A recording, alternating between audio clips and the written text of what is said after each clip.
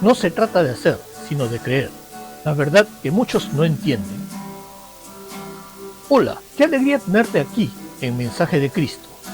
Hoy vamos a descubrir una verdad que puede cambiar tu manera de ver a Dios. No tienes que ganarte su amor, porque ya lo tienes. Sí, así como lo oyes, hay personas que creen que deben hacer miles de cosas para que Dios los perdone. Rezar más, sufrir más o cumplir rituales interminables. Pero el apóstol Pablo nos enseña en Romanos 4 que la salvación no se compra con obras, se recibe por fe, con un corazón sincero que confía en la gracia de Dios. Así como Abraham y David, que aprendieron que Dios no busca perfección, sino confianza. ¿Y tú, estás descansando en la gracia de Dios o aún tratando de ganarte su amor? ¿De verdad hay que hacer tanto para que Dios te ame? ¿Cuántas veces has escuchado frases como tienes que portarte bien para que Dios te bendiga? O si no haces esto, Dios no te va a perdonar. A veces pareciera que el cielo tiene una lista de tareas pendientes. Orar tantas veces, dar tanto dinero, caminar de rodillas, no fallar nunca. ¡Uf! Si fuera así, estaríamos todos reprobados antes del primer recreo espiritual. Pero el apóstol Pablo, en Romanos capítulo 4, nos muestra una verdad tan grande que hasta David y Abraham se quedaron sin palabras. La salvación no se gana, se recibe. No por obras, no por rituales, sino por fe. Una fe viva, confiada, que descansa en lo que Dios ya hizo. ¿Y cómo se entiende eso? Tranquilo, lo vamos a descubrir paso a paso. Pero antes te pregunto, ¿crees que todavía estás intentando ganarte el amor de Dios? El hombre que intentó tapar un pecado con otro. Pablo cita en Romanos 4, del 6 al 8, las palabras del rey David. Bienaventurado aquel cuyas iniquidades son perdonadas, cuyos pecados son cubiertos. ¿Sabes cuándo escribió David esto? Después de haber cometido uno de los peores errores de su vida. Había tomado a la esposa de otro hombre y para tapar su falta mandó al esposo a la guerra. Uno diría, David, ¿qué hiciste? Y él mismo, tiempo después, lo reconoció con lágrimas. Intentó esconder un pecado cometiendo otro. Así pasa con nosotros. Tratamos de justificar o tapar nuestros errores con excusas, mentiras o culpar a los demás. Pero Dios no se deja engañar. Él no quiere excusas, quiere confesión y arrepentimiento. Cuando David por fin reconoció su culpa, escribió el Salmo 51.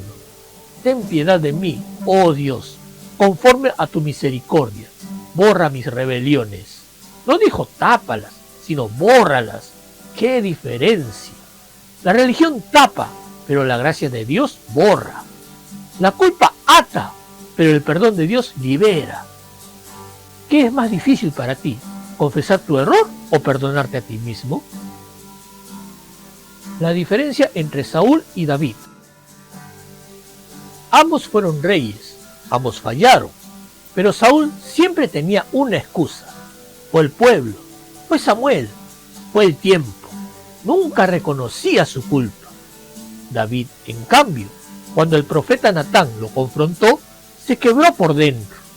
Ese es el corazón que Dios puede transformar.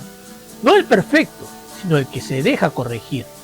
El cristiano carnal se justifica. El cristiano espiritual reconoce y cambia. Y no se trata de ser santos de yeso, sino de tener un corazón sincero. Uno que dice, sí, fallé Señor, pero quiero volver a ti. ¿Tienes el corazón de Saúl que se excusa o el de David que se humilla? La fe que se abandona a la gracia. David entendió algo que muchos no entendieron ni con siglos de religión encima, que la gracia de Dios es un regalo inmerecido. Él vivió en tiempos de la ley, cuando el castigo por adulterio era la muerte, y aún así experimentó la misericordia de Dios. Eso es la gracia, cuando Dios no nos da lo que merecemos, sino lo que necesitamos. Y ojo, eso no es una licencia para pecar, sino una invitación a confiar. Cuando uno comprende la gracia, el corazón cambia. Ya no obedece por miedo, sino por amor. ¿Alguna vez has sentido que Dios te perdonó algo que tú mismo no podías perdonarte? ¿Religión o fe? ¿Cuál camino sigues tú? Pablo les lanza una pregunta a los judíos. ¿Esta bienaventuranza es solo para los circuncidados, los judíos, o también para los que no lo son? Y ahí explota el tema. Los judíos pensaban que por estar circuncidados ya tenían asegurado el cielo, como algunos que creen que por ir a misa o por ponerse una túnica ya tienen pase VIP al paraíso. Pablo les dice, no amigos, Abraham fue justificado antes de circuncidarse, es decir, fue salvo por fe, no por el rito. Y eso nos pasa hoy igual. Algunos creen que por repetir oraciones, usar cierta ropa o seguir rituales, ya están más cerca de Dios, pero no es así. Dios no mira tu uniforme religioso, mira tu corazón. ¿Tú crees que Dios se fija más en lo que haces o en lo que crees?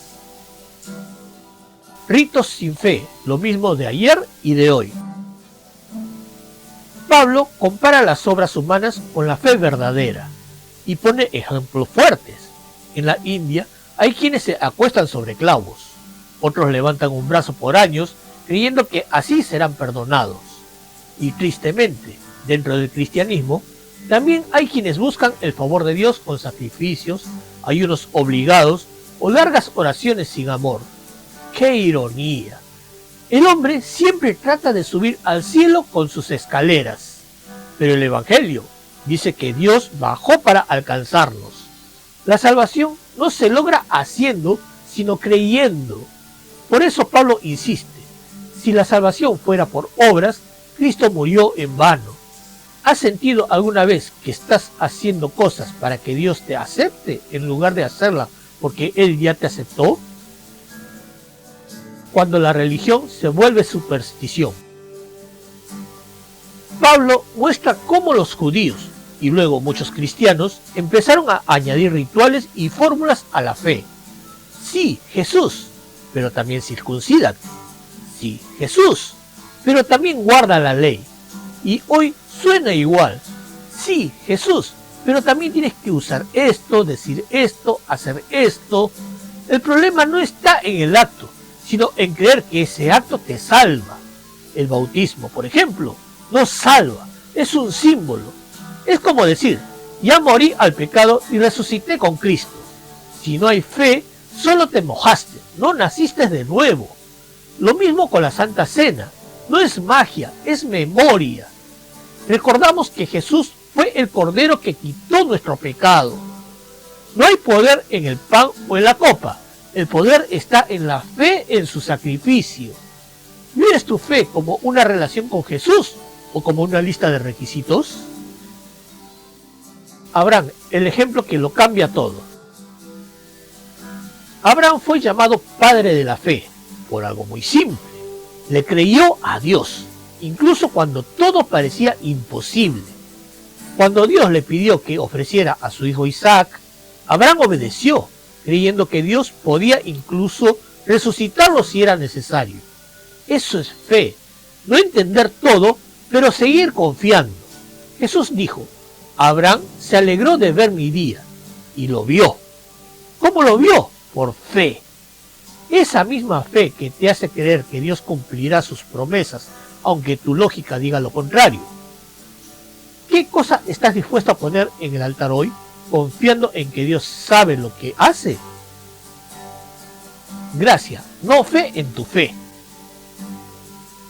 Aquí viene una revelación profunda que Pablo deja clarísima. La salvación está en la gracia de Dios, no en tu fe. La fe es solo el medio. No se trata de yo tuve mucha fe y me salvé, sino de Dios tuvo mucha gracia y me salvó. Porque si la fe fuera la causa, entonces ya sería una obra más. Y Pablo dice, por gracia sois salvos, por medio de la fe. Y esto no de vosotros, pues es don de Dios. En otras palabras, no te salvaste porque creíste mucho. Te salvaste porque Dios te amó primero. ¿Tu fe está puesta en lo que tú haces o en lo que Cristo ya hizo? La fe que sonríe. A veces pensamos que tener fe significa andar con cara seria, como si la santidad no pudiera sonreír. Pero una fe vive sonríe, confía, descansa. Abraham creyó contra toda esperanza y Dios cumplió su promesa. David fue perdonado, aunque había caído muy bajo. Y tú, por la misma gracia, puedes levantarte hoy. Así que, si sientes que no eres digno, recuerda, no es tu dignidad la que salva, es la gracia de Dios. No es tu fuerza la que vence, es su amor. No es tu obra la que transforma, es su espíritu obrando en ti. Porque el justo por la fe vivirá y seguirá viviendo. Y eso, querido amigo, es el verdadero evangelio que transforma vidas. Gracias por quedarte hasta el final.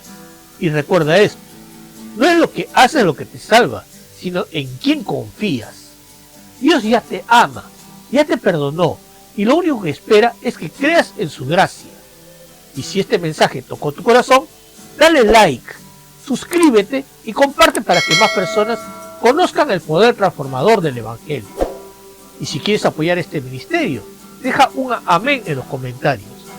Cada palabra tuya ayuda a que el mensaje de Cristo llegue más lejos. Que el Señor te bendiga y te llene de paz. Nos vemos en el próximo mensaje, aquí en Mensaje de Cristo.